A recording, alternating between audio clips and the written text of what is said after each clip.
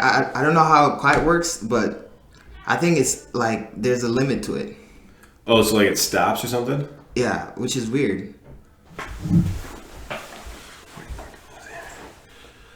Yeah, see, I don't know anything about this. Okay, if it stops again, then I'm gonna have to do something else. Okay. No problem. Welcome to the second episode of African Guy Poorcast podcast. I have my second guest ever. He's a good friend of mine. Met him 2 years ago at a open mic. Mr. AJ Grill. Hello. Thanks for having me. Is it 2 years you've been doing stand-up now? 2-ish. Okay. But it's the 2 years that I saw you for the first time? Yeah. And you crushed it. All right, okay. Again, he's my second guest. To start it off, I just want a simple question, like, why'd you get into comedy? That's a great question. I got into I've always been into comedy. I remember when I was probably in middle school, Dane Cook, do you know Dane Cook? Yeah. He came out with his first Comedy Central special, and a friend of mine at the time showed it to me, and then I got it burned onto a CD when like people still burn CDs, and I would listen to it every night before I went to bed, and I had it memorized, like word for word. That was like my real first inclining, like I knew that I wanted to do comedy, I guess. And why did I get into it? I guess I'm still not sure why I got into it. I guess because I couldn't not do it is the answer to that. Yeah. And that's I feel the same way. I feel like comedy has been like hovering over my head. Sure. Until like I got into it. You grew up in Iowa? I did. Yep. Grew up here in Des Moines actually. And I always, growing up here, like I always wanted to get out. Like that was my thing. Like I wanted to get out of Iowa, and I did for a while. I went to school in Wisconsin, but I grew up here, and so it's cool. Like I never knew that Des Moines had like a comedy scene. Like growing up when I was in high school, I had no idea. So it's cool to be able to live in a place that has such a strong local scene. Yeah, same thing for me. I was surprised. The way I found the open mic, I just went on Google, typed in Des Moines open mic, and I just went. Yeah. So, what was your first open mic? Well, I gotta say, I didn't start in Des Moines. So I started in Iowa City, and the only reason that I went there was because I was going to community college at the time at Kirkwood in Iowa City, and I was taking some sort of English class, and I had to write a paper on a place that I had never been before. And about a year before that, I was like all set to go try like my first time at an open mic at Penguins Comedy Club in Cedar Rapids, just north of Iowa City. And there was a girlfriend at the time, like we were in an argument or something, and so I didn't go that time, right? And so I got this assignment where I had to go somewhere that I'd never been and write a paper on it. And I knew, like right away, I'm going to go to this comedy open mic. And I went, and I just watched that week. And as I was watching these people, I'm like, I could do this. Like I could definitely do this. And so I went the very next week, and it'll be 3 years ago. This upcoming week was my first time, and I went with 5, and the host only let me have 3 minutes. And it was all about Groundhog's Day and like just how ridiculous Groundhog's Day is, and like Puxatawny Phil, and they give the groundhog a name. And I don't really remember any of the jokes, but it didn't go horribly. I kept going back. So yeah, it was, I was very nervous. I was super nervous. I was like, and I still kind of write this way where you write out your whole joke, like what you would say word for word. But I had that like on stage, like I didn't read from it, but I had it, just in case sort of thing. But it went okay, man. I didn't, I wasn't scared away from it forever. So I did not have as good as first time as you did that. We'll say that. And, but it was cool. And the Iowa City scene is, they were nice to me. They were very nice to me. It was cool. Speaking of being nervous, I always find it interesting for people to do comedy. Like, what gave you the courage to do it? Oh man, that's when people find out you do stand up, I'm sure you run into this too. We're like, oh, like I can't believe you can do that. Like that's so crazy, and it takes a lot of courage, or whatever you call it. And I guess for me, it's not so much courage. It's kind of narcissism in a sense, because like I feel like I have something that I need to say to people, and I guess jokes is the way that I get that out or whatever.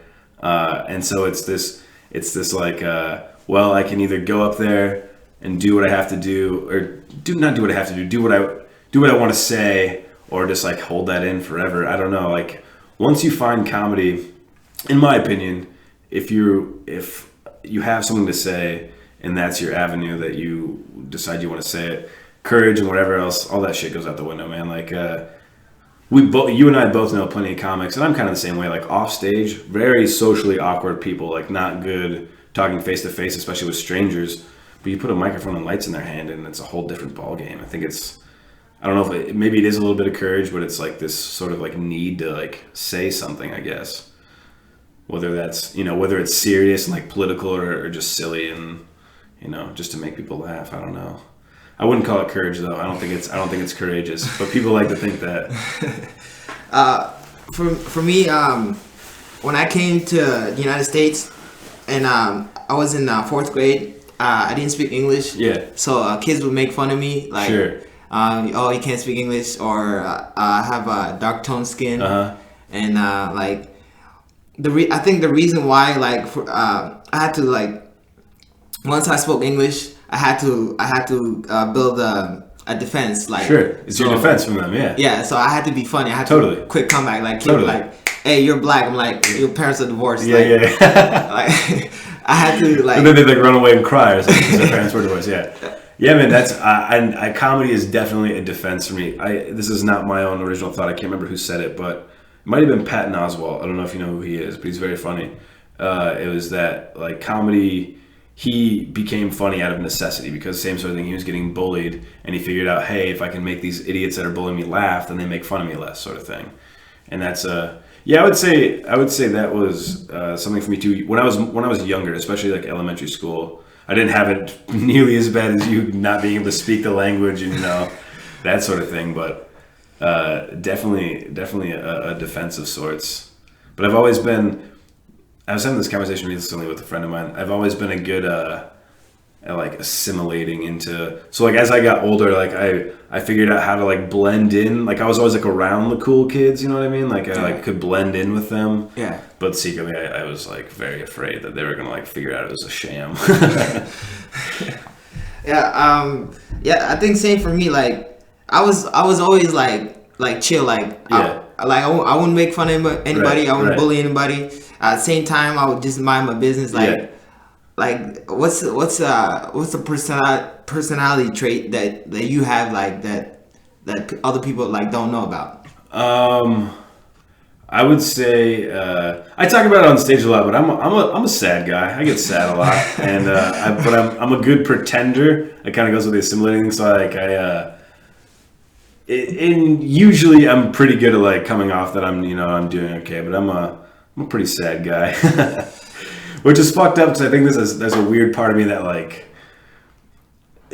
I don't like being sad, but there's something weird where it's just like I like revel in it. Where I'll just spend like 4 days like in my bed by myself, and it's like an excuse or something.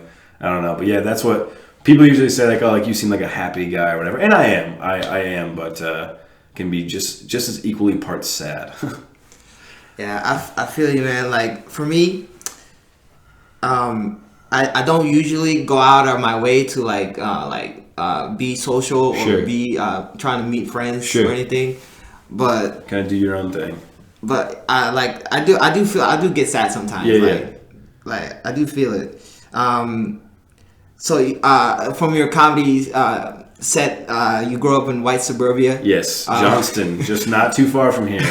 What was that like? It was a lot of undercover drunk alcoholic moms, a lot of politics between parents.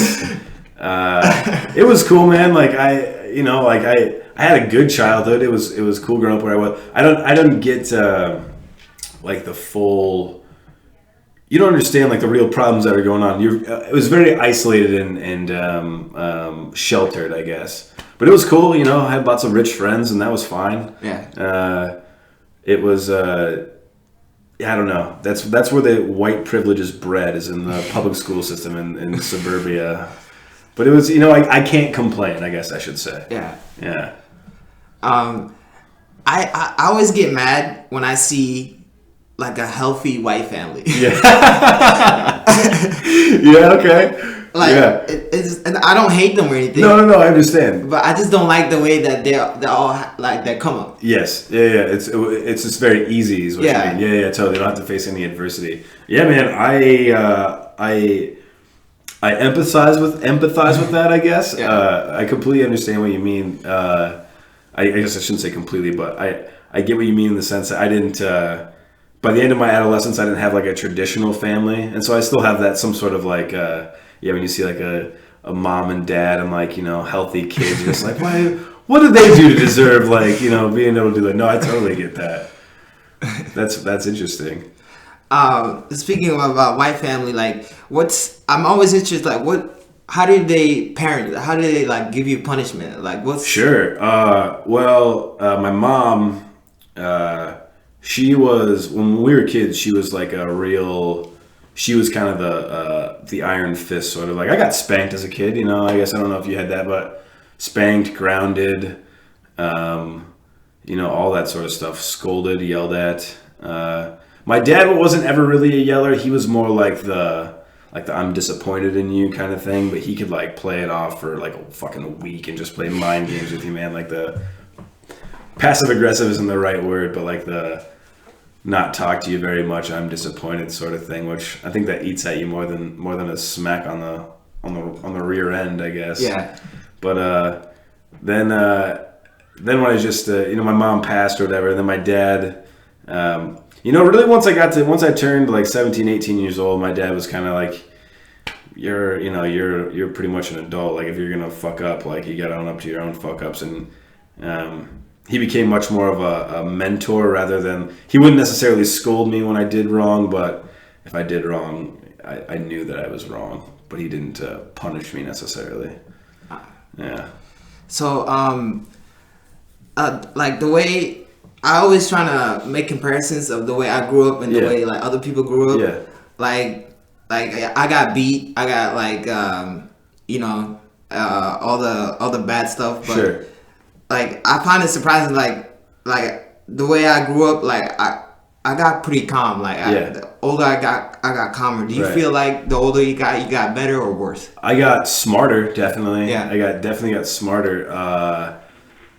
I think as you get older, you just I don't know if your parents ever said to you like my dad would always say like, oh, you'll understand when you're older. You'll understand when you're older. He'd always say that. And as a kid, you're like, fuck that. Like I know what you mean right now, and that's not true. Especially like as I get older, like I appreciate like the things that he did that I hated at the time. You know, whether it was, you know, punishing me with whatever that I realized that he did for a purpose. So I don't know if I got better, but I got smarter about at least getting away with the dumb shit I was doing. I don't know. Speaking of dumb, what kind of dumb shit? Oh shit, man! When we were kids, so like I say, I grew up in Johnston, and I did, but it was, you know, what Sanibel Lake. Like I live like outside of Johnston, so it's like I grew up in sort of a neighborhood, but it's not like near any like busy streets. It's like kind of out, so we didn't really have much to do. And me and my friends, like at night, you know, we'd like have sleepovers and we'd all sneak out and like go ding dong ditching. You ever do like ding dong ditching and like you ring the doorbell and you run away or whatever. And then as we got older, we got our hands on a bunch of fireworks one time. And this was over a span of a couple times. We got our hands on a bunch of fireworks and we would like shoot bottle rockets at houses and like just dumb shit like that. And we would get chased we did this in Altoona where my friend lived, which was like a smaller town. We'd get like chased by the cops and we're like, you know, running through backyards. And we always got away. We never got caught by the cops. That time we did at the same kid's house. One time we took his dad's truck.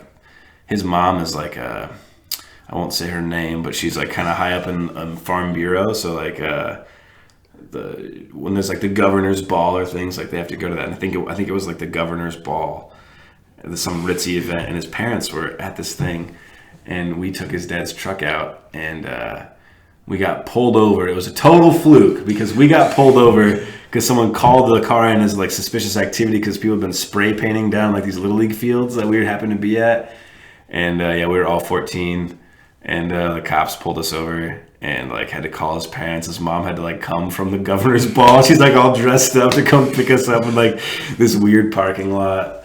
But then after that, once I got like into high school, it was like, drinking and drugs and stuff like that. But when I was young, it was just dumb mischief, just causing stupid, reckless mischief because there's nothing else to do.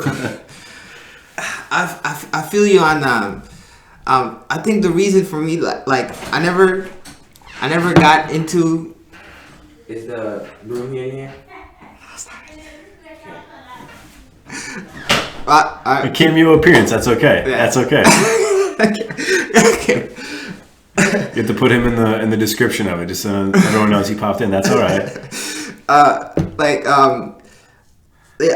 think the reason why I never got into like drinking or like sure. And good on you for not, man. Yeah, like, I think it's pure fear. Like I think I'm just. What is that struck into you by your parents? Yeah. Like, okay. Then they did good, man. Then they did good. So you never drank or any of that in high school? No, I never drank. Oh, really? No. That's funny because a lot of the parties that I went to were in this neighborhood right around. Not a lot, but a couple of them. That's good, man. Good for you. I wanted to know like. What's the worst like going out or partying? What's the craziest thing like happened? Oh shit. The first one that comes to mind is so I was a freshman in college and I went to Kirkwood in Cedar Rapids at the time, and it happened that a bunch of like dudes that I was friends with in high school went there. Like we all like kind of lived together, and then there was these dudes that went to like the Urbandale, like the neighboring high school. And this particular guy, two guys were known for like doing like steroids, but like they would get them from like overseas. They're like huge dudes. They had like a bunch of cocaine, like all this stuff, right?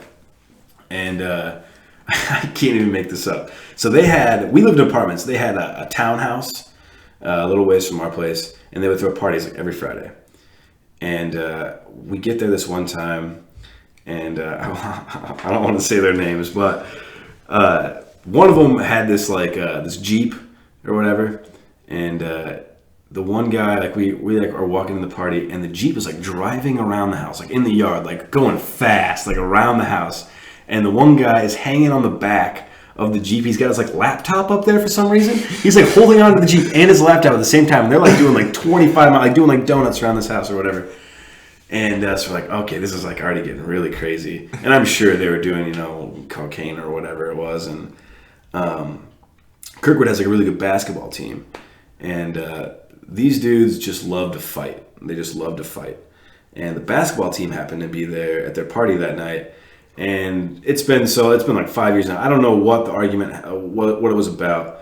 But the dude that was on the back of the Jeep with his laptop was the craziest of them all, right?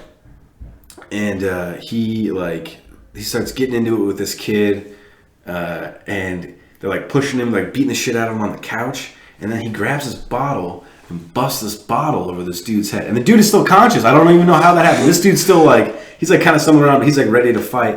And then I almost said his name. And then the one guy goes into the kitchen drawer and grabs out like a fucking like butcher's knife and like is wielding it in his hand. And so that's when like a couple of us like jumped on his back, and like those dudes ran out there. And then we were like, okay, we gotta fucking go. Like we gotta get out of here. And the story goes, I don't know if this part is true, but the story goes that Avant, his name's Avant. I've already said it like twice now. Jesus. He like supposedly got a shotgun and was like hiding in the bushes, like outside these dudes' apartment for a while or something crazy like that. And this is when I'm like 18 years old, and I'm just like, Jesus, like, dude, is this what college is? Like, people pulling out knives and guns and stuff. So that's the craziest thing that I can like think of. I've had a couple friends like break their front teeth out at parties, and like, I don't know, nothing glamorous and cool. Like it always like, it seems like in movies and stuff, like the college parties are glamorous and cool. It's usually just like you wake up on your bathroom floor and just like it's not that cool. Oh, man. Speaking of college, I went to college.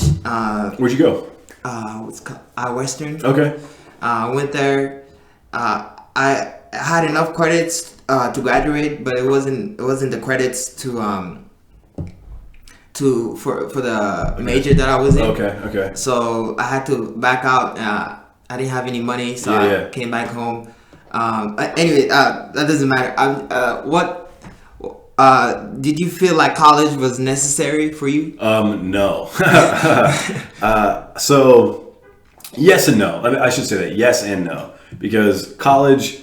So I never did like did you live in dorms at Iowa Western? Did they have like dorms there? Okay. The community college I went to, they didn't have dorms. So right out of the gate, 18 years old, I was living in an apartment, like by myself. And that was cool. Also dangerous. But I think I learned a lot of life lessons. And I did learn a lot. So I have a degree where it's environmental education. So it's not like I just got like a communications degree or like a business degree. It's very specific. So I guess I'm glad that I got the degree that I got, if that makes sense. But I do not think that it's necessary at all. I'm doing that joke right now where it's about people who are way more successful that didn't go to college. My best friend is, and granted he's got some family connections or whatever, but you know, he pumps concrete by day and makes a shit ton of money. And now his professional music career is like taking off. So, excuse me, he's been doing that for 5 years. Well, I spent 5.5 years, paying thousands of dollars to go to college to get this piece of paper that says I did it. But I think college taught me a lot of life skills for sure. Being away from home and paying bills and having a job and balancing, what school is, basically a job in and of itself. So having like a 40-hour, something to do a week and budgeting and all that sort of stuff. But I don't think that I'm necessarily in a better place now because of college. Yeah. But, we'll see. I guess we'll see is the answer to that question. I feel like I had the classic, like, okay, college, graduate, all that stuff. Yeah. And then I think midway through it, I was like, I could do the dumbest thing and get retarded rich. Seriously, man. Yeah. It's really, it sounds super easy, but you're right. You could easily, I know people that they're in and there's nothing wrong with construction. There's nothing wrong with that. But they make fucking great money and none of them ever went to college. Yeah. And that's what they don't tell you. And like I said, in white suburbia, they don't tell you don't have to go to college. Yeah. I'm sure that was a goal for you though, coming to the United States. So is that something that your parents pushed you for to go to school? That's cool. Yeah. But I don't know that I'm necessarily better off with that. Well, I don't know. We'll see, I guess. I'm still unemployed if that's any sort of indication. Being the other side employee is not that great. Yeah. Yeah, I guess you gotta wake up early and stuff while sleep in and smoke pot or whatever I do. Yeah, I feel like I don't want the classic get a job, sure, have a family, sure, live in suburbia, right? Yeah, you're a comic, that's why. The feeling, I don't know. I just don't like being normal. No, totally. You don't want to be predictability is not a desirable trait. Yeah, I'm with you, man. No, I completely understand that.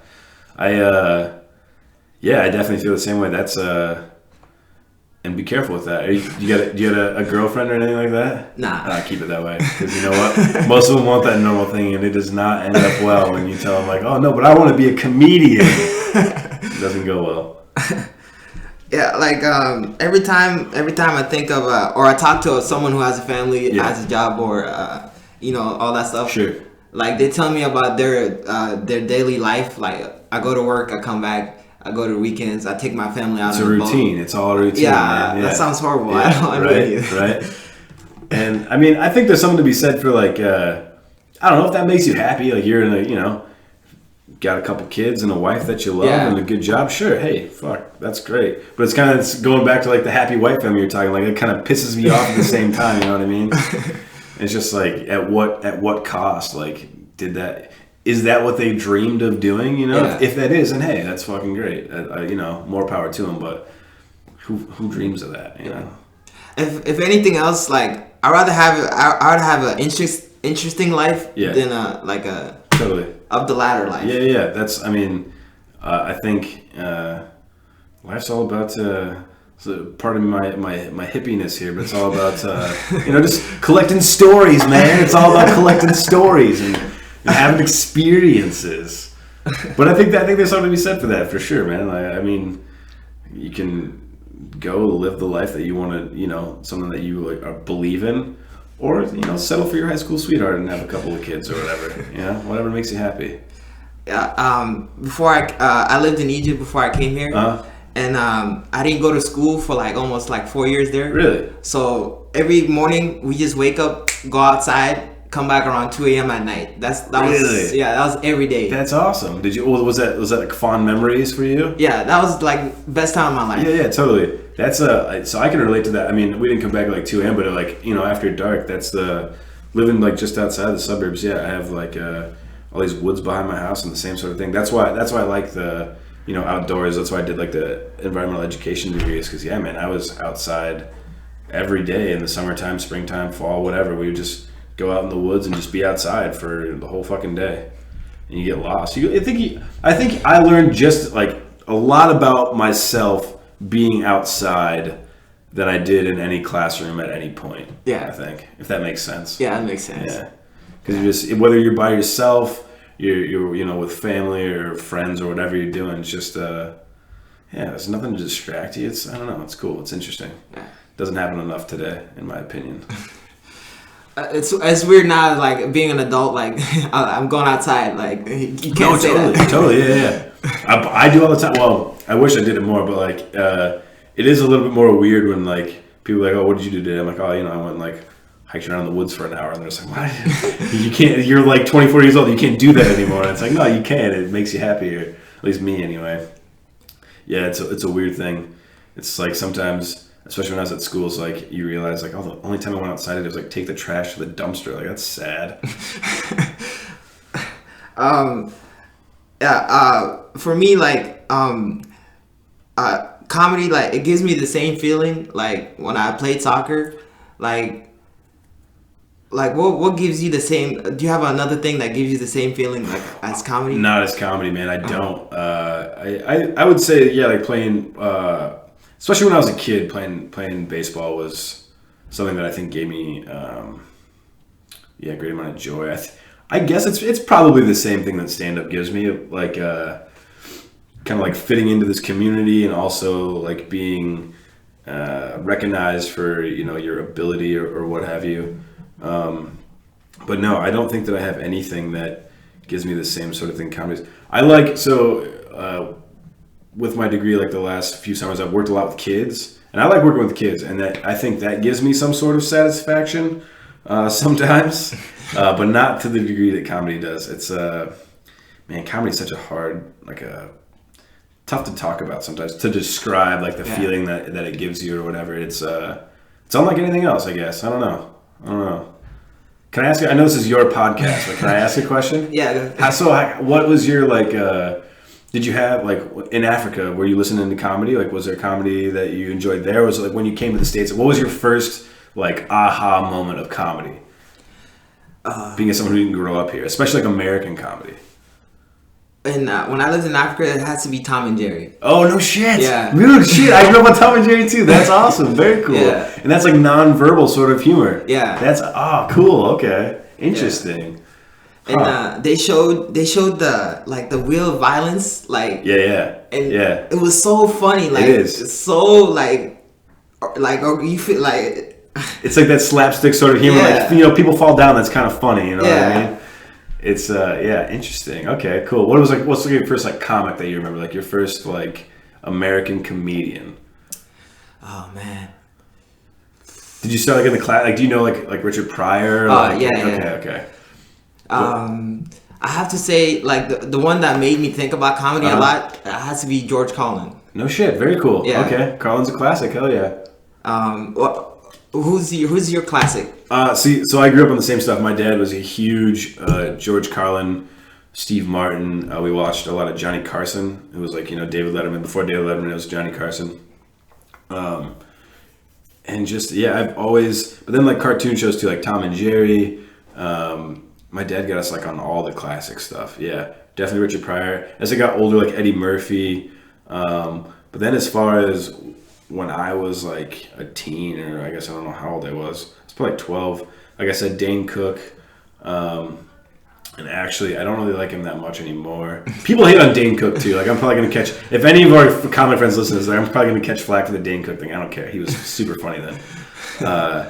But then also Daniel Tosh, I don't really like anymore. But his first Comedy Central special, Daniel Tosh, is so funny. It's great. It's fantastic. And it's much more different than his like better than you persona now.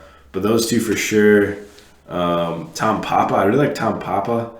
And any of those old Comedy Central, if there was stand-up on TV, like I was watching it for sure. Definitely.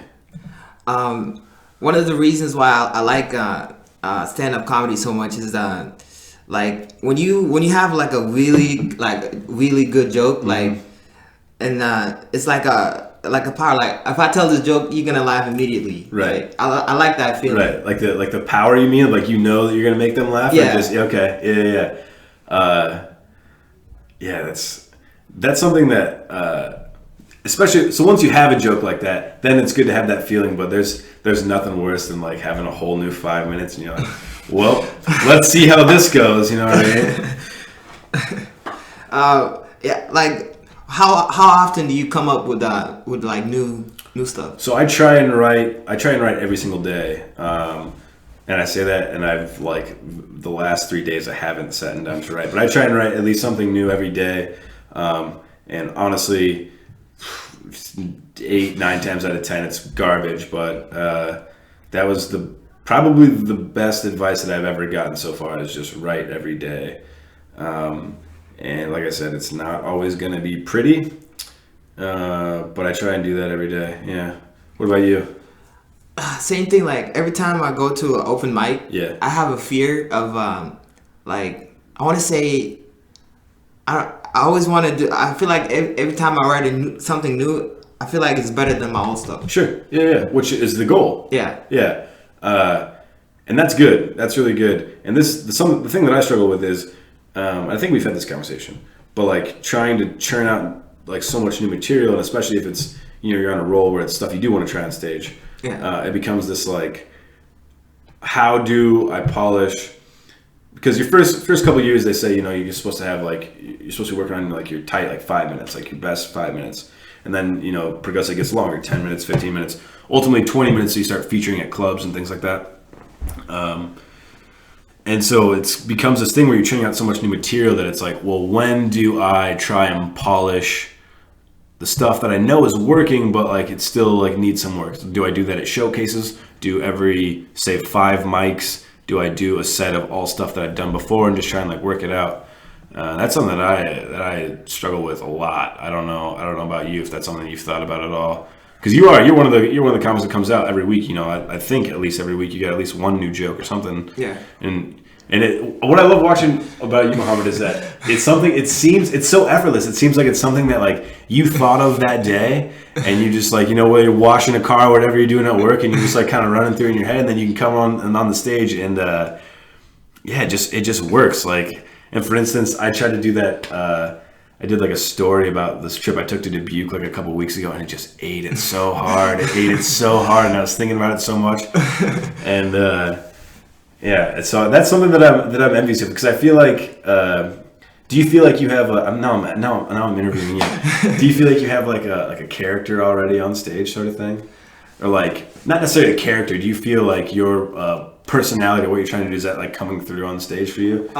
Definitely. Like I feel that way. I feel like Louis C.K. Yeah. I feel like when he tells a joke, he's trying to bring you in. He's bringing you to his emotion, sure. What he's feeling. Sure. So I want to get that, like, oh, he's not joking. He's actually trying to tell something. Exactly. But actually, I'm trying to tell a joke. Yeah. So yeah, definitely.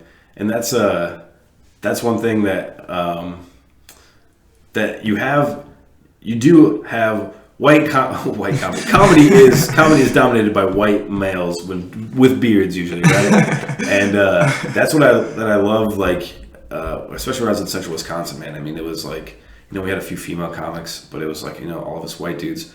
And so that's what you have, and you have an even more advantage because you came from a different country. You have a different. Comedy's all about sharing, your inner thoughts, your experiences, and relating those to people. And you do it. You do it well, man. You already do it well. It's really fun to watch. Thanks, man. Yeah. Anyway, I wanted to know more about like, before you got into stand-up comedy. Uh-huh. What was your goal? What was your main goal in life?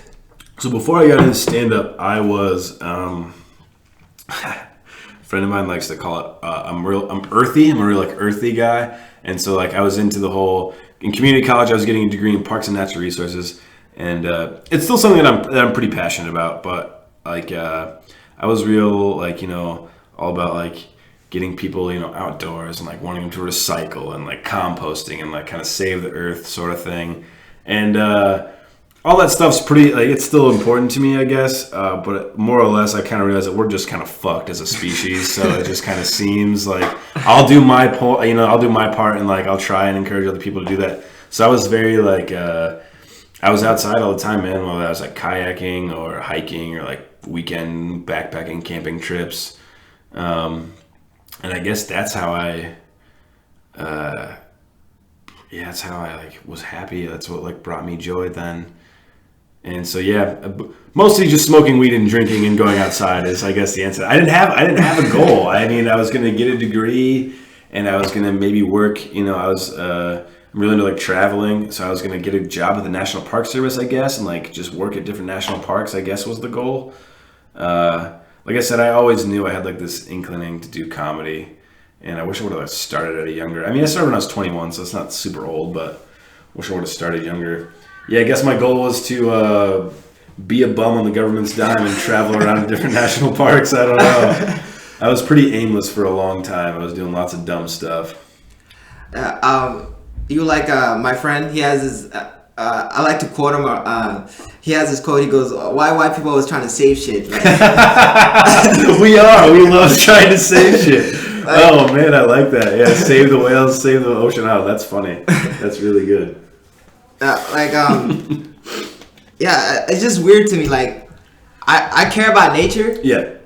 But at the same time, I feel like it's not a priority. Sure, and I would say that you're right to an extent, but I think that probably comes from your background, right? You were born in Sudan, but you're raised in Egypt, or you lived in Egypt after Sudan. What I'm saying is, in those countries, there's much more pressing issues than, say, the river that's polluted, nearby or whatever. Yeah. And here, I'm not saying that there are other pressing issues, but I think that this is a country where we have the means to still have a high standard of living, and also look after those things. And those things, and that's something people don't think about, is a clean river has a monetary value, because if that's where we're getting our drinking water from, okay, it's dirty. Now we have to pay the money for it to, go through a processing plant and all those sorts of things. And people don't realize that nature, if you want to call it that, has monetary value and is beneficial for everybody.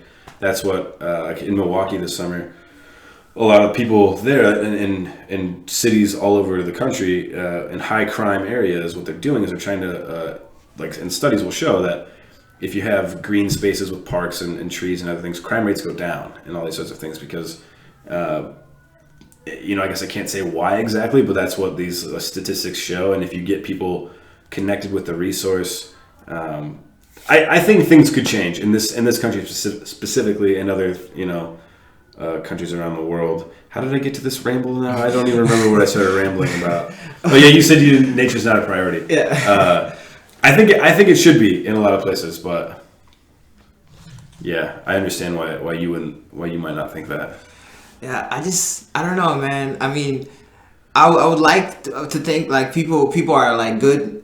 People they're trying to make the world a better place. Yeah. But I'm nah, it's not. It's not gonna change. And that's the thing is, what really frustrated me about being in that, and I guess I still am in that sort of industry, if you want to call it that, is the only thing that, the only thing that makes people change? Money. If you tell people, hey, we can save this amount of money by doing this, or you can save this amount of money by putting in solar panels on your house, then people will listen. But that's the only way. Yeah. It's not like, oh, we'll have a healthy beluga whale population. Like, people are like, I don't fucking care, man. Like, I just want to watch my big screen. And that's fine, I completely understand that too. Like when I was a kid, like I thought everybody who was an adult was basically a good person. Sure. I never thought somebody could do bad things. Right. And then like I grew up adult world, like everything, like. Is that what you call it, the old world? Adult world. Adult world. Yeah. Oh, okay. Like my mindset completely shifted. Like fuck everybody now. Yeah, totally. I think it's a Joe Rogan bit about like how like when you're a kid, like you just assume that like adults, like they just know what's going on. Yeah. Turns out no one knows what the fuck they're doing ever. Yeah. It's yeah, man, it's all a fucking crapshoot. No one asked to be here, but we're all here, so we're just trying to fucking figure it out, right? Yeah, man. I mean, well, my personality as a kid hasn't changed that much. Well, I find it very surprising when I have good friends that I grew up with, and their personality is like 180. Sure, like it's really hard for me to. Yeah, people change for sure. Yeah. What do you mean? Like you're the same now as you were a kid? Like in what sense? In a sense, like I don't know, just like like the way I like go about things, the way I talk to people, the way I've always been friendly. Yeah. And like the same kid, like my friend, like he's the same way. Like he's nice. Mm-hmm. He'll never like go like do bad things. Right. Like, but not like he's in jail now. Like, oh wow. Like what happened? Like yeah. Where's the fucking disconnect? Interesting. Yeah. I mean, I know that I definitely changed from when I was a kid, but I think if you have good values instilled as you as a kid, like I think you typically carry those through or whatever. And you never know what happens with people, man. Like, I mean, there's mental disorders, all sorts of stuff that people just like, where they bottle stuff up or, and it just happens to boil over one day. Yeah. Or they get into drugs and alcohol. That changes people for sure. Substances change people a lot. That's probably the saddest stuff I've seen is people get hooked on stuff and then they definitely change. But people change, man. That's all part of it, I guess. That's good you're just an even keel guy. You always have been, huh? I mean, I like to think of that, but sometimes I think of myself as I don't know, being scared to like, do something like crazy, which is weird. Why would I be scared of that? Yeah. Like you're afraid that one day you're just gonna like snap or something? I mean, not that. It's just that the part where like I don't know how to explain it. Okay. Just like you're afraid that like what do you mean crazy? Like what would be something that you would do that'd be crazy? Like what does that mean? Crazy. Like hit someone with your car intentionally or something? So crazy to Sudanese family is like going out late, going out with friends, maybe drinking alcohol, coming back. Oh, so this is back to the substance thing. You're afraid that you're gonna do something crazy if you use substances. Yeah. Oh yeah. Well, that is all part of the game. Yeah. I mean, that's the allure and the the draw to it in a certain sense is like, I'm kind of giving up control. Let's just keep drinking. You know what I mean? But man, you have crazy self-control, man. I can't count. I would have a lot more money and have a lot less embarrassing stories had I not drank and done other dumb stuff like that. Oh man. I just so you still have values like be a good person? Oh, totally. Yeah. I am very sympathetic and like empathetic, like almost to like a fault sometimes, where it's like kind of like, I don't know. That sounds really like contrited. I don't know if that's the right word, but I won't say that I'm too nice, but like I really I try and see the good in everybody. Yeah. And I will take people if they give me their word. Like I'm usually going to be like accepting and like let people kind of like, I'm going to believe them at their word until they prove me wrong, I guess is what I'm saying. And just like I think inherently I think that everyone has the intentions of being a good person, and that has proved me wrong before. But fuck, if we all going around thinking everyone else is an asshole, we're all just going to be assholes to each other. So what's the point in that, you know? Nothing gets done then. I always give a person a benefit of the doubt. Exactly. Totally. And that fucking bites in the ass sometimes, but, you know, it's life. That's what happens, I guess. I'm trying to think of a story about when I was like when I believed everybody was good. Yeah. And then somebody was an asshole to me. Right. And I'm like, wait a minute, this doesn't make sense. Why would you do something bad to me? Right. Which is Yeah, that's interesting that you said that. What'd you say that? You didn't think like any adults could like do anything wrong. That's cool to me because that shows like how like kids are so like crazy trusting. Yeah. So like and that's we all kind of thought that, man. Yeah. And then you learn that the world's just a cruel fucking place. I mean, the country I lived in is pretty what's it called? Civil War. Yeah. And a lot of violence. Right. But I never got to that part. Sure. So you like saw it, you mean? Yeah. So I moved out of the country. I went to Egypt. Yeah. And then when I went to Egypt, kids would make fun of me because I was dark, right? Right. But at the same, I didn't understand. I was like, everybody in my head, everybody's the same. Yeah. So why would you make fun of somebody else? Sure. Man, so you faced that both in Egypt and in America, being like, "Hey, man, you're dark." Really? Yeah. Huh. That's interesting. Well, so were you in Egypt when shit started going kind of haywire there, or were you already in the States? Yeah, I was in for a little bit. Okay. Yeah. Okay. Interesting. And so, can you speak Sudanese in Egypt and people will like understand you, or do you know 3 languages? Well, Sudanese is there's a tribal language. Okay. And that's the tribes in Sudan, but the country of Sudan speak Arabic. Oh, really? Okay. Yeah. Okay. So you do technically know 3 languages, but it's Arabic, and then whatever Sudanese tribe you came from, and then now English? Yeah. Holy shit. Damn, man. That's crazy. I was one of those white kids that got brought up easy. I just have to know English. That's it. I find it weird. Like, I've met the opposite of you. Like a white kid who's like stuck up. Like, oh yeah. They just like actually like paid attention in high school and like got good grades and stuff. That's the only difference. Yeah. Yeah. But they know like 3 languages and they've like been all over the world and you're just like, how the fuck? I don't want to talk to that guy. Yeah. Right. Exactly. Yeah. He's only gonna make me feel shitty about myself. No.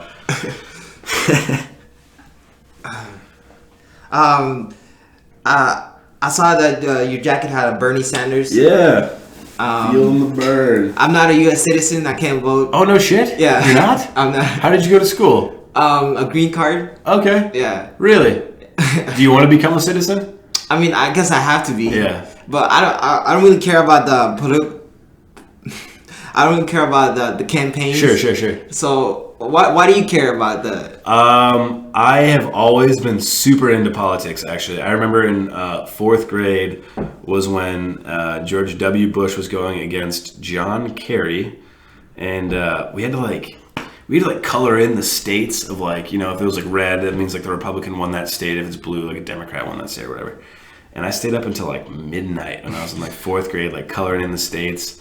And that's like my first like what I really remember being like into politics. Like growing up, I would always watch I was really into like the local news. I still watch the local news, and I don't remember if it was like history or what, but I've always been like really into politics, and because really honestly, people like will bag on like, oh, like your vote doesn't matter, and you know what, maybe they're right, but that's all that this current, you know, democracy gives you is if you want to have a voice, you got to vote. Yeah. Or you got to, you know, go out and protest or do whatever it is.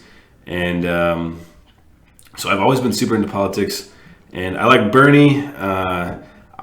I will be pleasantly surprised if he gets to actually run for president, because he's going against Hillary Clinton right now, and then the Democratic National Convention will decide who gets the nomination. But I like him because he's actually for the middle class, and I believe what he says, and